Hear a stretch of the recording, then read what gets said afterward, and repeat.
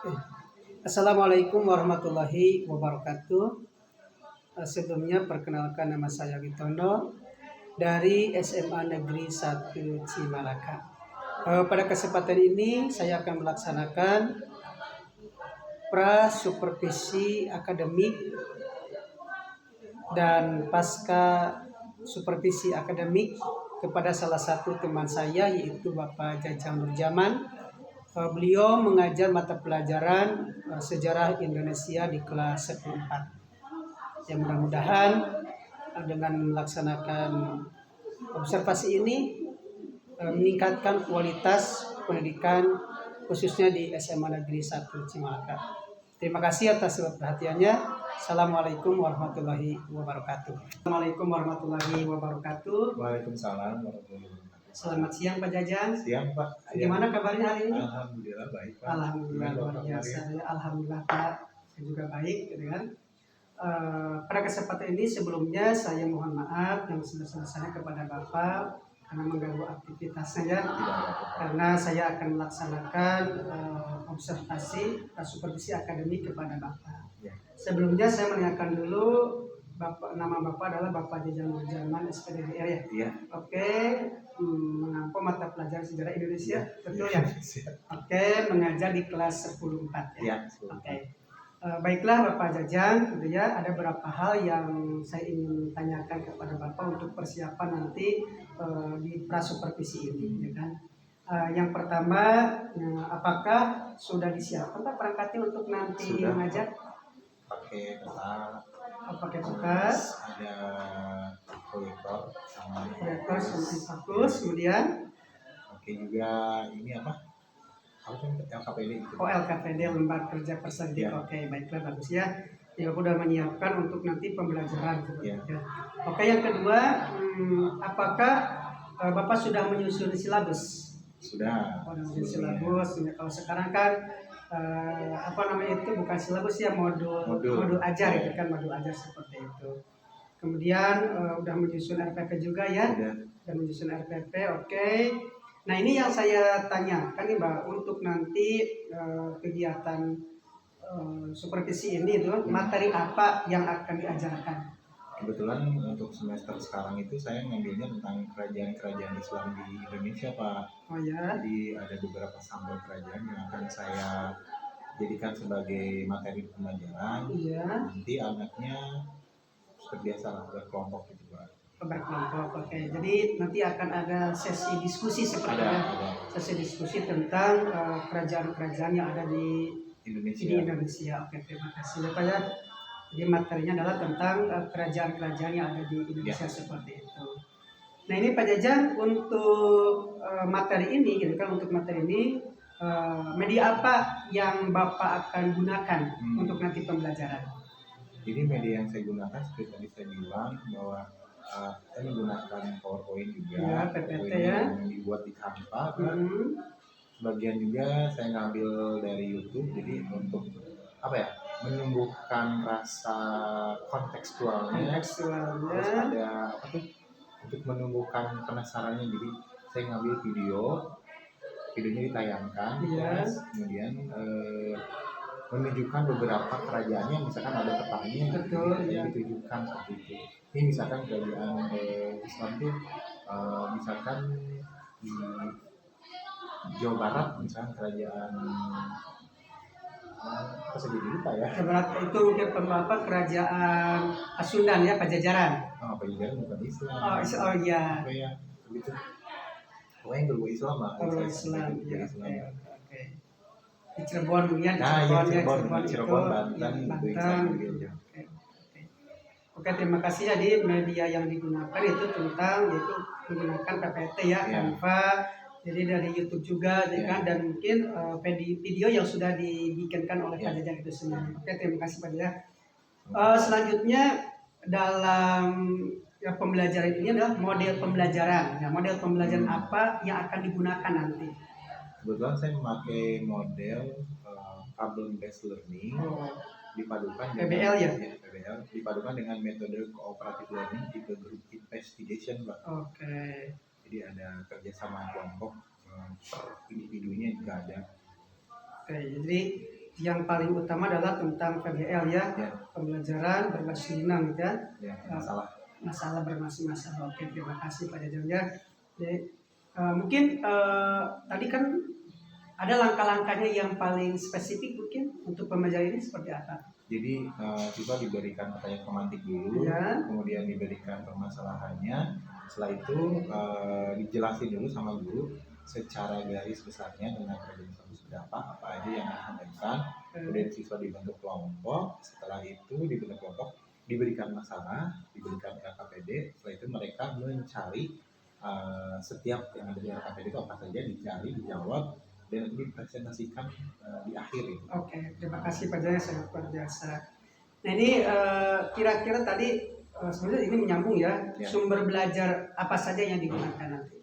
Banyak sih, saya menggunakan dari buku paket yang disediakan oleh pemerintah, kemudian beberapa literatur kayak misalkan dari Sejarah Nasional Indonesia dari Harry Clef, kemudian dari Sejarah Nasional yang jilid 1 sampai 6 itu saya gunakan juga, dan ada beberapa dari penelitian sebelumnya.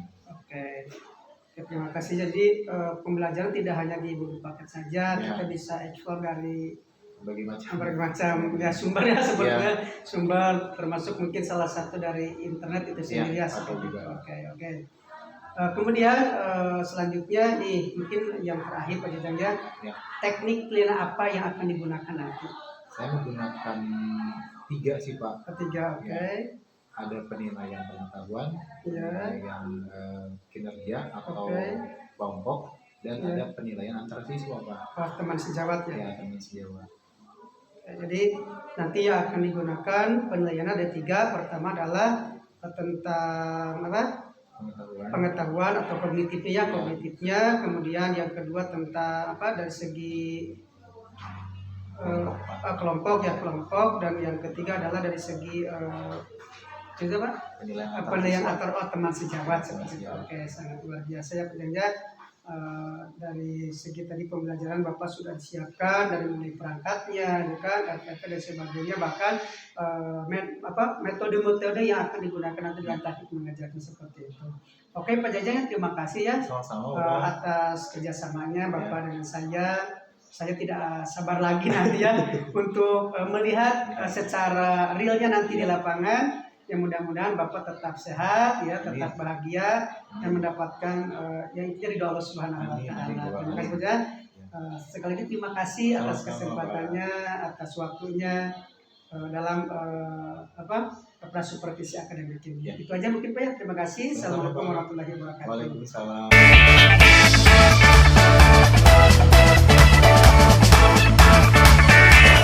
Assalamualaikum.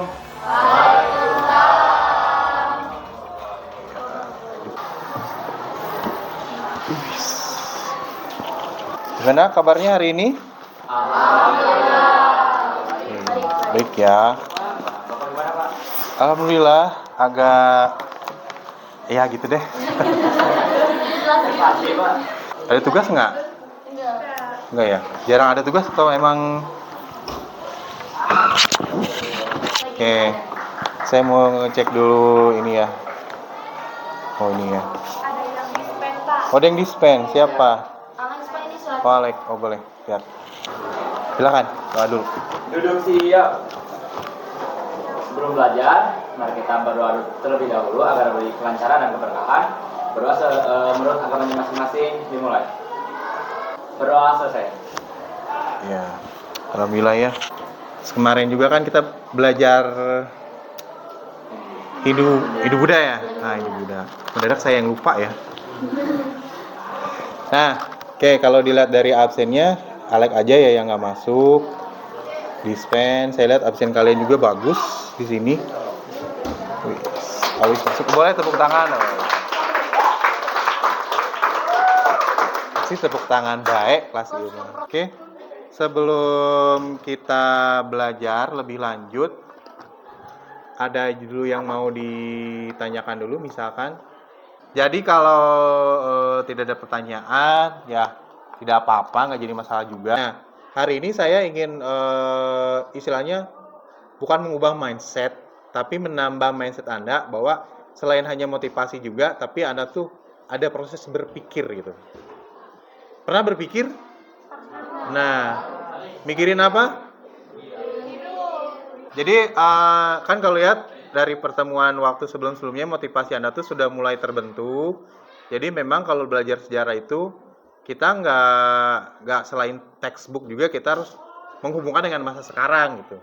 Tapi ya minimal kita tahu kita tuh beraneka ragam. Bahwa di Indonesia tuh dikenal dengan apa istilahnya? Tuh. Nah, apa artinya? Nah, ya. Walaupun kita berbeda, tapi kita mempunyai tujuan yang sama gitu. Walaupun Tuhan kita ya mungkin ada yang beda gitu kan. Ada juga yang Tuhan kita itu sama. Nah, belajar sejarah tidak belajar agama juga, tapi banyak hal yang kita pelajari. Contoh kecilnya adalah bagaimana Anda menghormati orang yang lebih tua gitu. Biasakan memanggil, kalau bapak-bapak manggilnya apa? Bapak, iya. Kalau ibu-ibu? Kalau teteh-teteh? Oh, teteh. Ya barangkali ada yang manggil sis gitu kan, atau enggak tante gitu. Nah itu jangan ya, diosain Anda tidak boleh memanggil nama gitu. Tidak ada siswa yang bodoh, tidak ada. Siswa yang ngedul saya tidak ada juga. Tapi tergantung niat. Ada punya niat enggak? Hari ini ada niat? Atau habis belajar mau pulang? Pasti mau pulang kan? Iyalah, siapa juga yang mau nginap? Kan sedikit memotivasi kalian bagaimana mempelajari sejarah itu tidak hanya konteks ya, tidak hanya tanggal, tahun, tidak hanya ceritanya, tapi mungkin bisa mempelajari hal tersebut untuk diterapkan di kehidupan hari ini gitu. Kita mulai memasuki ke materi. Jadi rencananya selama 2 kali 45 menit itu kita akan mempelajari yang namanya kerajaan-kerajaan Islam di Indonesia. Mungkin pernah mendengar kerajaan-kerajaan tersebut? Pernah atau tidak? Yang paling ingat di kepala Anda tuh kalau Islam ingat ke apa? Kerajaan. Sriwijaya, Hindu, Buddha. Demak? Ya, bisa. Kita akan mempelajari tentang kerajaan Islam di Indonesia, kerajaan-kerajaannya. Nah, kebetulan hari ini saya memakai model pembelajaran. Jadi model-model itu kayak semacam proses pembelajaran, tapi melibatkan seluruh, baik itu saya maupun kalian itu. Jadi kan kalau sekarang pembelajaran itu tidak teacher center. Apa teacher center? Nggak tahu. Teacher apa teacher? Guru. Center? Tengah. Pusat meren. Oh iya bisa ya, sorry. Nah, jadi teacher center itu ya pembelajarannya ke guru doang. Jadi hanya guru yang ngobrol terus. Nah, sekarang tuh tidak apa ya? Tidak seperti itu. Lebih kepada kalian sebutnya student center. Jadi pembelajarannya lebih banyak Anda yang mengelola gitu, yang berkolaborasi. Nah, di sini saya menggunakan problem based learning. Tipe metodenya adalah cooperative learning, tipe group investigation. Nah, entah apa. Jadi ada investigasi sebuah masalah atau sebuah materi tersebut. Nah, ada juga tujuannya. Di sini tuh pertama tujuan Anda adalah mampu memecahkan masalah dalam pembelajaran. Kemudian di sini juga Anda bisa berpikir kritis. Seperti yang tadi saya bilang, kita belajar yang namanya berpikir gitu. Tapi Anda harus kritis. Bagaimana perjuangan bangsa Indonesia untuk melawan Belanda? Nah, apakah ada di zaman Islam? Ada lah. Terus Anda juga ditanya misalnya tentang bagaimana mengelola masjid supaya masjid itu banyak yang mengunjungi. Apakah masjid harus wangi, harus bersih, atau harus estetik? Dua nana bersih ya. Nah ini, dan untuk diikuti. Oke, lanjut. Nah, dibahas nih. Jadi nomor 1 itu adalah Masjid Agung Demak yang letaknya di sebelah sini, Jawa Tengah. Ini adalah salah satu peninggalan yang masih ada sampai hari ini, masih kokoh juga, sering dikunjungi oleh ibu bapak mungkin yang senang dengan ziarah tuh. Ada makam-makam para wali. Jadi kalau di Demak sendiri ya, ini saya gambarin gimana ya, sini ya. Nah, ini masjid misalkan. Kira-kira ini. Hah? kuburan. Jadi kalau di Masjid Agung Demak itu nggak jauhnya itu ada kuburan dari keturunan-keturunan kerajaan ini. Jadi kerajaan Samudra Pasai itu satu yang membuat kerajaan ini mencapai puncak kejayaan adalah Sultan Mahmud Malik Al-Jahir. Jadi di sini selain dia itu mempunyai hubungan dagang dengan kerajaan-kerajaan yang di daerah bawahnya, tapi dia juga mengenal yang namanya apa ya, segala sesuatu kayak budaya, ekonomi, itu dikenal banget. Runtuhnya itu ada 3 faktor. Yang pertama menjadi sasaran kerajaan Majapahit, kedua munculnya pusat politik, ketiganya lahirnya kerajaan Aceh Darussalam. Nah ini yang membuat kerajaan-kerajaan khususnya Samudra Pasai ini menjadi tidak ada sampai hari ini. Kenapa? Karena ada beberapa serangan. Nah, kita berganti ke Demak. Nah, Demak di sini, agak kehalangan ya. Demak adalah sebuah kerajaan yang ada di daerah Jawa bagian tengah. Ini nih. Cuma pertanyaan kekecilan ya, kecil banget. Kira-kira di sini nih. Dekat dengan Pantura. Pantai utara Jawa itu. Ini tuh pertama kita bahas dari kehidupannya. Pertama, dalam segi ekonomi berperan sebagai penghubung antara penghasil rempah-rempah di wilayah Indonesia bagian timur dan bagian barat. Jadi cek urang mah tempat apa tadi tuh? Singgah, bener. Nah, ini keruntuhan. Kalau kejayaannya di sini saya bacain aja.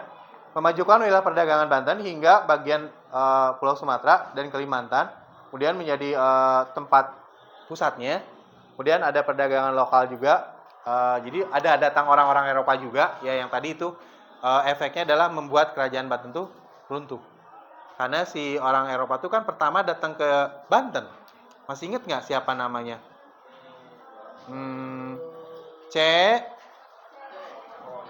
D H. Nah, Cornelis de Houtman. Wih, apalan berarti. Jadi Cornelis de Houtman itu yang pernah kali datang ke Banten. Sesuai dengan yang tadi saya sampaikan, di awal mungkin saya tadi lupa tidak menyampaikan tentang yang namanya proses pembelajarannya seperti apa. Jadi kita tuh nanti akan melakukan scan barcode. Nah, scan barcode di sini bisa menggunakan di Google. Ini nih. Oh, ada barcode-nya. Ada scan barcode-nya, terus tujuannya sudah saya sampaikan tadi di awal. Jadi kita tuh pertama mampu berpikir kritis dalam pembelajaran sejarah ini, terus yang kedua mampu memecahkan masalah, yang ketiga mampu mempraktekkan, yang keempatnya mampu mengkreativitaskan. Jadi nanti penjelasannya pertama, Anda tulis dulu nama kelompoknya di sini, kelompoknya apa? Bebas, terserah. Anggotanya siapa aja. Kemudian baca petunjuknya di sini. Ada nanti melakukan scan barcode. Ini nanti muncul video dari YouTube. Nah, setelah itu Anda lakukanlah dengan teman Anda masing-masing di kelompok itu diskusi. Nah, hasil diskusinya sampaikan di sini. Di sini. Ini setiap kelompok beda. Kalau ditanya, Pak, kenapa kok beda-beda? Karena supaya kita tuh punya value yang beda-beda. Nanti presentasi masing-masing bisa mendapatkan seluruhan. Gitu. Siapa dulu yang mau nanya? Oh, dari Dimas dulu. Ya. Tentang seputar Aceh ya, Pak. Ya. Kan sebelum didatangi dari pedagang dari Persia ya, Pak, itu sebelumnya beragama apa, Pak? Oh, sebelum didatangi Persia. Oke, wow. Siapa lagi tadi? Oh, oke. Ya, Mas Andi. Saya mau nanya sih Pak, apa sih Pak alasan Sultan Hadiwijaya memindahkan pusat kerajaan dari Demak ke Pajang? Ke Pajang, oke. Apakah karena ia merupakan Adipati Pajang? Ya, tadi pertanyaan pertama adalah dari Dimas tentang kenapa, apa agama sebelum adanya Islam kan di Pasai itu. Nah, ada yang mau mencoba menjawab? Ada, oke. Jadi sebelum kerajaan Samudra Pasai itu ada, kan kita tadi lihat ya bahwa yang namanya Samudra Pasai itu agama Islam pertama di daerah Sumatera dan bisa disebutin agama Islam pertama di daerah Indonesia itu. Tidak teridentifikasi secara jelas agama sebelum Samudra Pasai itu apa? Apakah Hindu-Buddha ataukah agama asli Indonesia.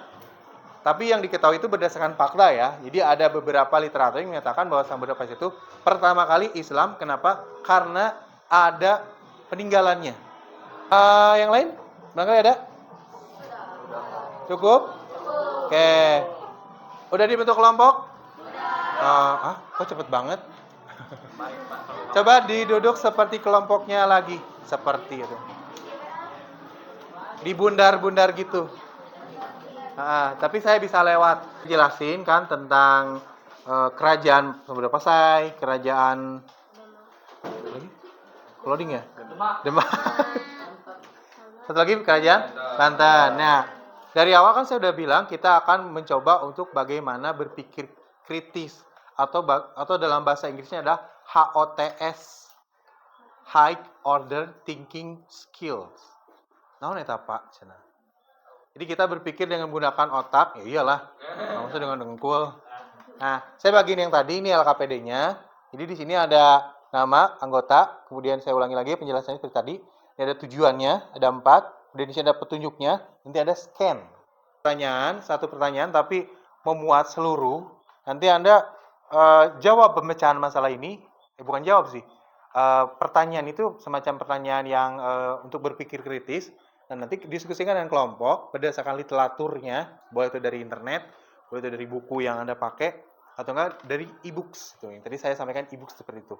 Anda ceritakan nih, apa sih yang Anda rasakan ketika Anda menemukan pertanyaan seperti ini gitu. Yang mau Anda rasakan, Anda ceritakan ya, bukan rasakan ya.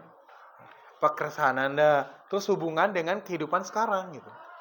Kira-kira kalau ini relevan nggak dengan hari ini gitu? Atau ada kontekstualnya nggak gitu? Mau mandiri itu. Joget-joget. Oh, joget-joget. Ini nama kelompoknya apa, anggotanya siapa. Itu tinggal dibaca petunjuknya ini apa. Nah, setelah ini nanti ada beberapa pertanyaan yang harus Bertiga aja ya. Iya, itu aja. Nah, nanti dipresentasiin hasil ininya di kelas itu. Di kelas. Duduk di sini aja lah, nggak usah di kelas. Ya di kelas ya. Iyalah.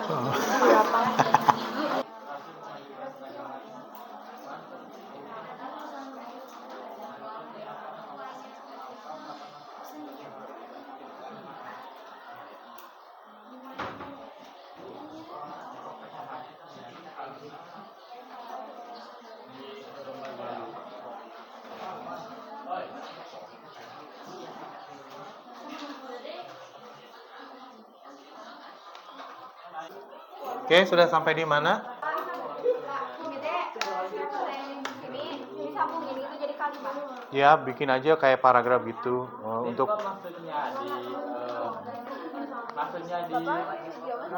dihubungkan dengan Bentar. informasi ini teh banyak. Jadi kan pertanyaannya apa? Yang awal teh ya tentang ekonomi. Hubungan ekonomi Apa? kerajaan Samudra Pasai. Mengapa pada masa kepemimpinan Sultan Agung kita ya? Dengan anaknya itu Sultan Haji. Nah, kenapa? Ada Ya, waktu Anda tinggal beberapa menit lagi ya untuk mendiskusikan ini. Jadi sebenarnya gini nih, aku jelasin ya. Ini kan pertanyaannya misalkan tadi kan bagaimana peranan diskusikan dengan kelompok mengenai pemasaran yang diberikan, bagaimana peranan Sultan Agung Tirta dalam kehidupan bermasyarakat Indonesia. Nah, menurut kamu tuh gimana gitu? Agung Tirta itu menurut kelompok mengapa pada masa pemerintahan Sultan Indonesia terjadi perpecahan? Nah, ini seperti contoh yang tadi saya sampaikan. Tapi mungkin dalam pengertian yang Anda baca dari YouTube itu. Udah selesai belum? Apa? Oh, berdebat ya, biasa kelompok. Kan kalau kelompoknya perfecto gitu. Asik.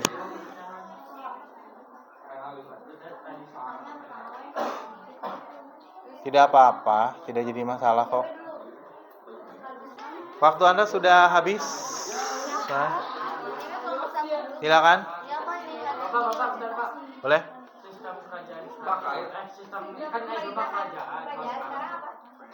Masih. Kalau Islam itu istilah kesultanan. Sultan. Oh, aku mah jadi saya yang ngeloding ya. kan dulu kan Oh iya maksud. Ya. Ya mungkin sekarang lebih ke presidensil atau enggak ke parlementer gitu. Itu bisa jadi perbandingan. Sok, siapa dulu yang mau menyampaikan hasil pemecahan masalahnya? Itu ayo Pak. Oh, boleh. Utang lah tuh. Boleh. Woi, saya duduk di mana ya?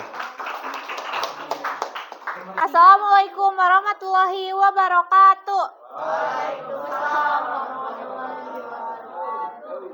Kami kelompok 1 bakalan presentasikan hasil kerja kami. Perkenalkan, nama saya sendiri Desi Karwati. Ini ada beberapa pertanyaan dan juga jawabannya yang akan dibacakan oleh Pina. Di sini ada pertanyaan. Bagaimana peranan para wali dalam menyebarkan pengaruh Islam di Indonesia?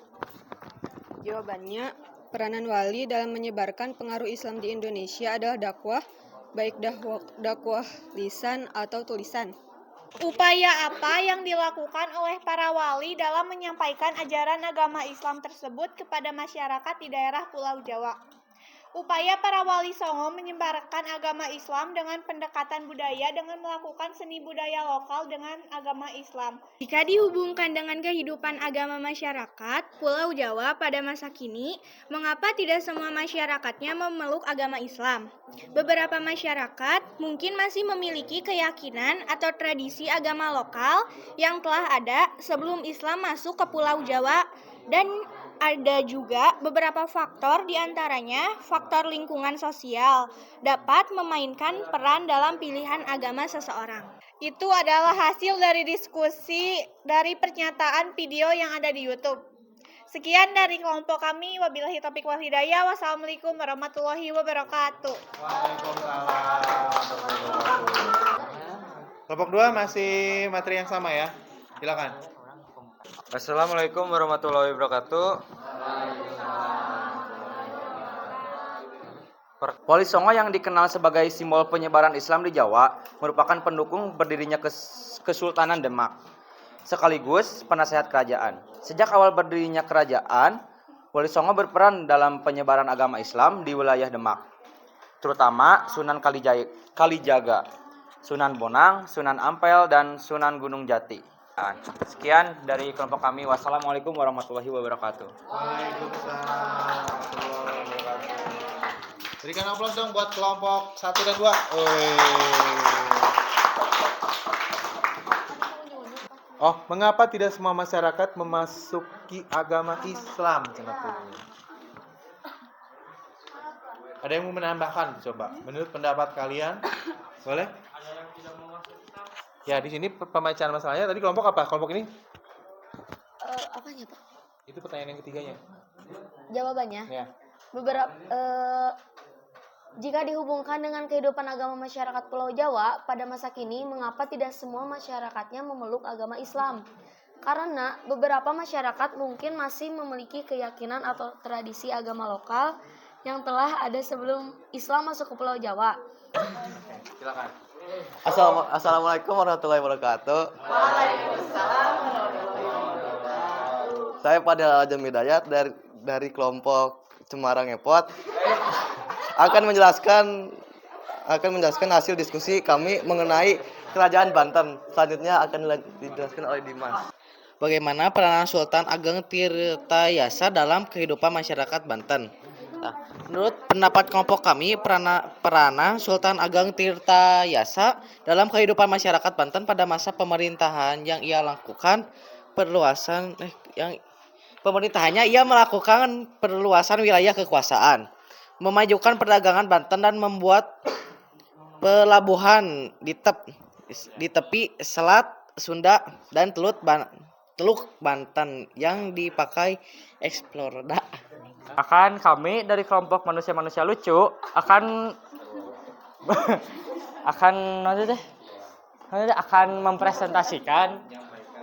menyampaikan hasil dari non-diskusi kami terhadap Belanda, yaitu dengan menentang FOC, namun hal tersebut tidak disetujui oleh anaknya sehingga terjadi perpecahan antara keduanya. Perpecahan tersebut dimanfaatkan oleh FOC untuk melakukan politik divide et impera atau adu domba. Selanjutnya akan dibacakan oleh Kirana. Jadi kan disampaikan bahwa kerajaan Banten itu dipimpin oleh tiga raja.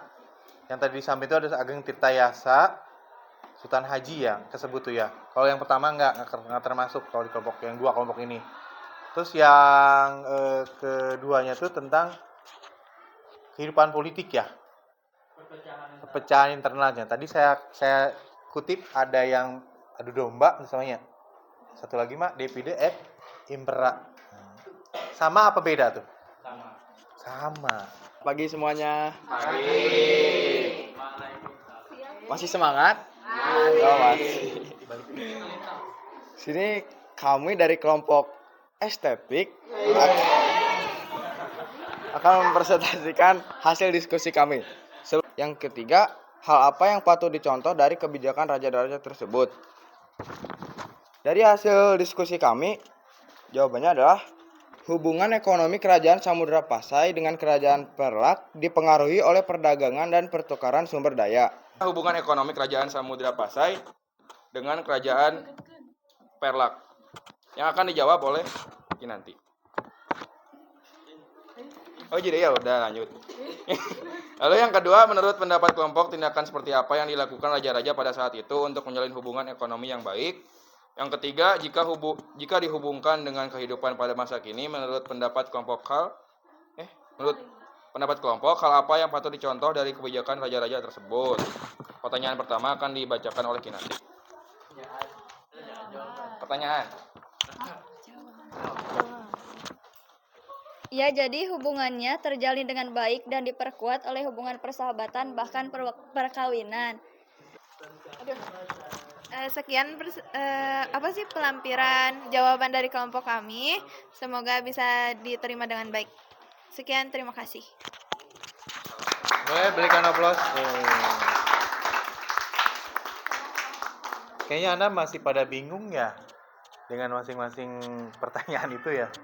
Bingungnya itu nggak ada di YouTube. Ada di YouTube. Ya kan disuruh mencari itu kan untuk memecahkan itu. Di YouTube itu hanya membantu untuk ini toh kerajaan tuh ini gitu. Ada yang mau menanggapi dulu untuk dua kelompok terakhir? Oh boleh. Davis kan bilang ya melakukan perdagangan terus melakukan aliansi gitu. Nah, aliansinya sama siapa gitu? Kerajaan-kerajaan yang ada di Nusantara seperti kerajaan Perlak. Boleh.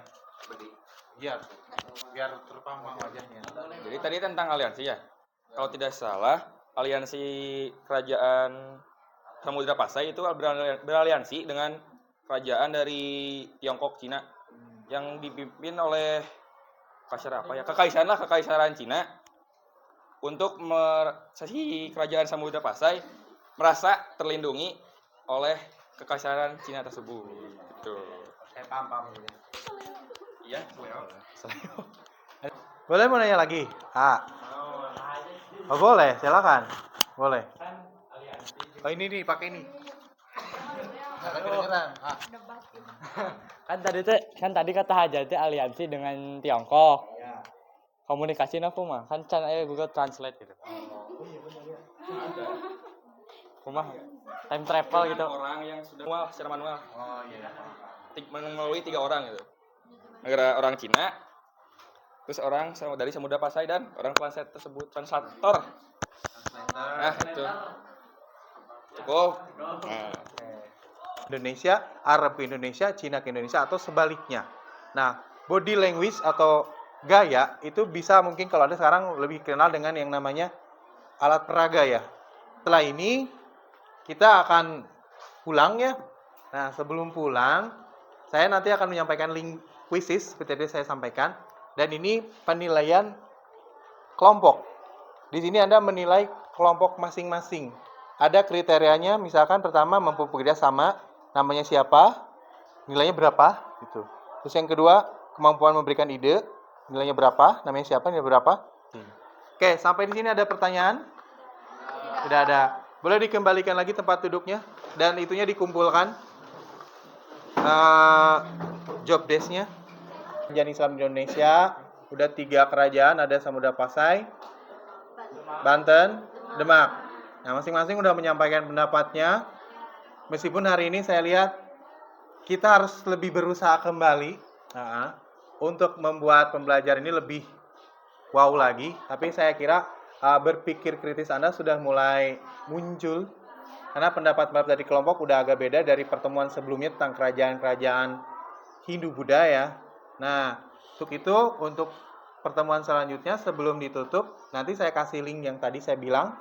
Kemudian ini diisi dulu ya. Nanti pas pulang ini ambil di saya. 1 orang 1 kertas itu. Silakan dipimpin untuk dipimpin atuh. Kok dipimpin? Kan saya yang keluar ya. Oh lupa. Oke, saya beberes dulu. Terima kasih atas pembelajaran hari ini. Mudah-mudahan ada manfaatnya. Ditutup dengan ucapan wabillahi taufiq wal hidayah. Wassalamualaikum warahmatullahi wabarakatuh. Waalaikumsalam warahmatullahi wabarakatuh. Oke, sampai ketemu minggu depan. Assalamualaikum warahmatullahi wabarakatuh. Sebelumnya alhamdulillah belajar ya. Kita bertemu lagi di tempat ini gitu ya. Kemarin kita sudah melaksanakan observasi dan kemudian melaksanakan supervisinya di kelas, dan alhamdulillah kita di sini bertemu lagi. Kebetulan pada kesempatan ini saya didampingi oleh Ibu T ya, dari grup penggerak Ibu Karina. Alhamdulillah untuk melaksanakan kesempatan inilah pasca observasi setelah Bapak kemarin melaksanakan supervisi akademik seperti itu. Bagaimana, sehat kabarnya? Alhamdulillah luar biasa. Ya, itu yang kita harapkan karena sehat itu mahal sekali gitu ya. Baiklah Pak Jajan, sebelumnya maaf sekali lagi mengganggu aktivitas Bapak. Mengajarnya tergantung seperti aja lah ya, mungkin kurang lebih lah 10 menit lah gitu ya, 10 menit lebih lah seperti itu. Baiklah Pak Jajang, setelah melaksanakan kemarin observasi supervisi akademik kita itu ya, nah ini yang saya ingin lihatkan bagaimana nih istilahnya perasaan apa ketika setelah melaksanakan melaksanakan pembelajaran di kelas seperti itu, bagaimana perasaan Bapak? Rasanya luar biasa gitu Pak.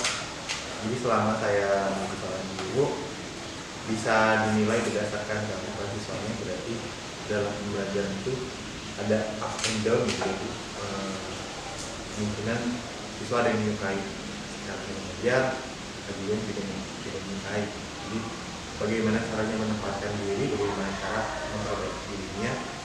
Jadi perasaan saya itu tergugah gitu. Oh berarti pembelajaran yang menggunakan itu banyak. Salah satu contohnya mungkin yang kemarin saya sampaikan itu. Terima kasih ya. Ya begitu pun ketika saya melaksanakan seperti di kelas ya, itu yang melihatnya pembelajaran yang Bapak sampaikan itu sangat luar biasa ya, sangat baik. Bahkan saya juga terinspirasi dengan dengan pembelajaran Bapak, karena juga saya sudah disampaikan hasil rekamannya ke Ibu ya, Ibu PP gitu ya, sangat luar biasa gitu ya. Jadi performa Bapak dalam mengajar itu sangat terinspirasi sekali seperti itu. Kalau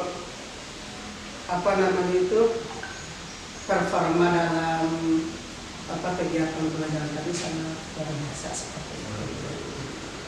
Nah selanjutnya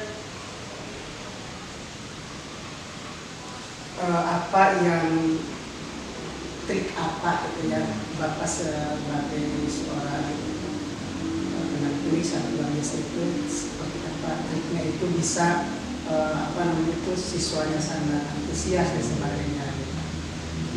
Apa dengan itu? Jadi kalau mungkin bapak Iya, juga iya. udah guru juga ya, punya ciri masing-masing ya.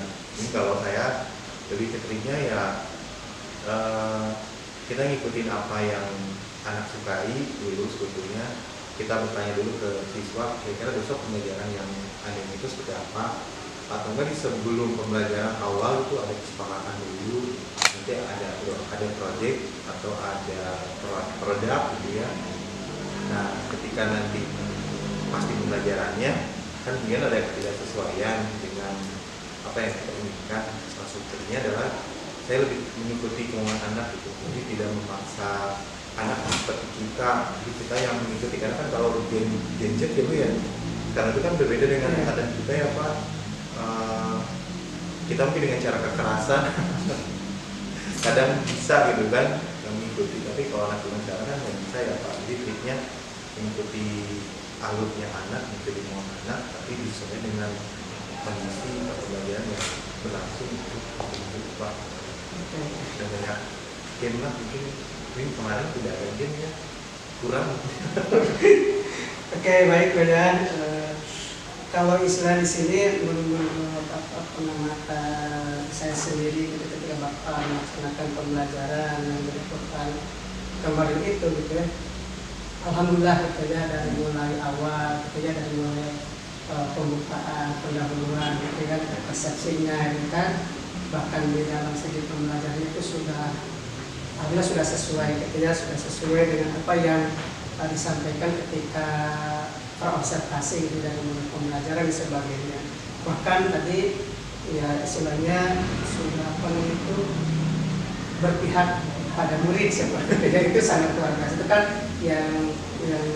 yang saya istilahnya yang terinspirasi bagi saya sebagai ibu sangat luar biasa ya, dengan model-model pembelajaran tadi ya gitu ya. Itu sangat terinspirasi sekali, itu sangat luar biasa Bapak Ibu dalam melaksanakan pembelajaran di kelas tadi. Oke, di sini selanjutnya kira-kira apa istilahnya kendala ketika melaksanakan pembelajaran tadi? Mungkin ada hal terkendala atau gimana seperti itu? Kendala pasti ada ya Pak. Kalau yang saya pikirkan itu pertama kan dari LKPD juga ya. LKPD-nya sesuai nggak untuk pembelajaran saat itu. Dan ternyata ketika dipakai di kelas ada beberapa bagian yang tidak bisa di-scan dengan jaringan internet. Itu juga saya bantu dengan menggunakan tethering dari handphone saya. Dan ketika misalkan mereka menemukan hal yang Pak ini kayaknya belum pernah kita bahas deh, dan memang belum bilang karena kita sama-sama belajar kan mengambil dari masalah untuk kita bisa saya bersama-sama. Jadi ketika mereka tidak tahu saya kasih tahu, dan ketika misalkan mereka lebih tahu lebih dulu kita arahkan arahnya kemana. Dan kendala yang lebih banyak di pembelajaran itu memang lebih ke teknisnya Pak, bagaimana cara mengontrol siswa supaya siswanya lebih aktif. Nah kemungkinan pas kemarin Bapak nelfon saya itu ada yang aktif, mungkin juga yang pasif ya di kelas, itu cuma 1-2 orang aja. Itu kendala yang bagi saya hari ini, bagaimana caranya supaya semuanya itu berkontribusi gitu minimal. Tapi yang lebih sih kalau enggaknya ya ada cenderungan arahnya naik, karena sebelumnya kan saya pakainya project ya, di project. Dan anak merasa keberatan kalau project karena mereka harus membuat hal itu lama ya, pertemuan ini 2 minggu kan. Tapi ketika kemarin membuat permasalahannya itu 1 kali pembelajaran selesai, walaupun mungkin anak belum memahami secara full ya, minimal dia ada stimulusnya dulu lah. Kalau saya itu mungkin Pak ini. Nah dari kendala tadi gitu ya, disampaikan ya, kira-kira apa tindak lanjut Selanjutnya bagaimana merefleksi diri, bagaimana cara mengajar sesuai dengan mood anak gitu kan. Kalau kita mungkin nggak bisa sesuai mood kita ya Bu, harus anak yang mood kalau belajar kita nggak memaksakan diri gitu. Jadi kira-kira minggu depan mau gimana, nah minggu depan mau nggak melihat seperti ini gitu. misalkan katanya lupa nggak seru, coba yang lain game. Malamnya biasanya saya pikir lagi kira-kira apa gitu materi yang ini, karena kan tidak mungkin diulang kembali materinya, nanti materinya yang baru lagi. Dan itu disesuaikan ketika misalkan menemukan kecocokan, nah itu akan dipakai untuk melanjutkan saya. Terima kasih. Oke, itu sangat luar biasa baik gitu ya, yang dilakukan oleh Bapak. Terus lantas kira-kira siapa yang akan membantu dan kapan tindak lanjut bisa dilaksanakan seperti itu? Saya sering ngobrol dengan ketua OMT, biasanya kan karena beliau itu salah satu sosok yang guru saya. Saya selalu bertanya kan, karena itu udah profesor ibu, jadi ilmunya udah tinggi. Kita selalu nanya, ibu kira-kira kalau untuk pembelajaran ini cocok nggak? Misalkan ya tergantung siswa di SMA Jakarta sesuai nggak? Gitu. Ya, ada yang nggak, ada yang sesuai. Gitu. Saya selalu bertanya gitu, kira-kira yang terbaru apa? Gitu. Walaupun masih muda tetap sih ya, karena beliau udah prof gitu ya. Selalu ngobrol. Kadang-kadang juga kalau misalkan beliau tidak ada waktu, saya ada teman sejawat, karena di saat itu ada 3 guru sejarah, 4 guru sejarah dengan saya gitu. Jadi kita selalu berkoordinasi untuk ini kira-kira mau bahas apa, kira-kira itu sampai mana. Kadang-kadang saya pun mengkoordinasikan, karena memang kan berbagai kelas beda-beda kriteria, jadi ya Pak, jadi Bu, ini udah belum yang ini, pakainya apa gitu. Misalnya dari ini pakainya kompetitif learning gitu. Bu, di kelas ini nggak cocok, ini harus debat. Kadang ya seperti itu sih kalau saya pribadi mah dengan rekan-rekan. Sangat luar biasa Pak ya, sangat luar biasa. Panjang aja. Ya, rencananya sangat baik sekali. Mudah-mudahan apapun yang sudah direncanakan oleh Bapak terlaksana dengan baik dan bisa diaplikasikan secepatnya seperti itu dalam kegiatan pembelajaran gitu ya. Dan sekali lagi dan mudah-mudahan sebagai penutup itu ya apa yang Bapak tadi sampaikan dalam proses ini gitu kan. Saya ucapkan terima kasih yang sebesar-besarnya Bapak sudah bisa meluangkan waktu dalam kegiatan pasca observasi ini yang terpenting. Sekali lagi saya sangat terinspirasi dengan pembelajaran Bapak di kelas gitu kan. Sekali lagi saya ucapkan terima kasih. Mungkin ada yang ingin disampaikan apa ya pada coaching ini seperti coaching ya. Saya juga banyak belajar dari Bapak, kemudian dari ibu juga banyak belajar bahwa pembelajaran itu kan harus terus berlanjut ya, tidak harus ada yang selesai. Kemungkinan kalau saya pribadi ya kita harus terus belajar walaupun waktunya mepet gitu. Yang terpenting kita tidak tertinggal oleh zaman itu Pak, yang lanjutnya apa. Kadang-kadang saya juga nanya ke siswa, apa sih yang lagi happening gitu, yang itu viral itu apa. Jadi saya ngikutin apa yang ada hari ini, karena sempat itu nggak ngikutin sama sekali, kayak hamhong gitu, hangeng gitu. Gitu aja Pak, itu kepanjangan. Siap. Terima kasih Pak ya. Alhamdulillah gitu ya, baik sekali luar biasa. Sekali lagi saya ucapkan terima kasih yang sebesar-besarnya atas waktunya menjaga aktivitas Bapak dan semoga Bapak tetap sehat, tetap bahagia, dan selalu desa Kecil Malaka. Saya terima kasih. Itu aja dari saya atas segala perhatiannya. Assalamualaikum warahmatullahi wabarakatuh. Waalaikumsalam warahmatullahi wabarakatuh.